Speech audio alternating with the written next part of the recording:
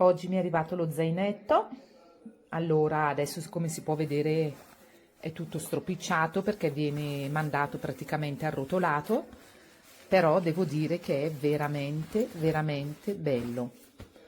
Ha anche una cerniera qui dietro, ne ho già aperte, sono molto resistenti, e ha uno spazio qui, un'altra tasca qua, due taschine laterali di rete, colore molto bello, anche gli spallini sono belli larghi, in ottimo tessuto, e finalmente ho trovato il mio zaino per le mie camminate, le mie gite e tutto quello che mi serve. Veramente, veramente bello e consigliato.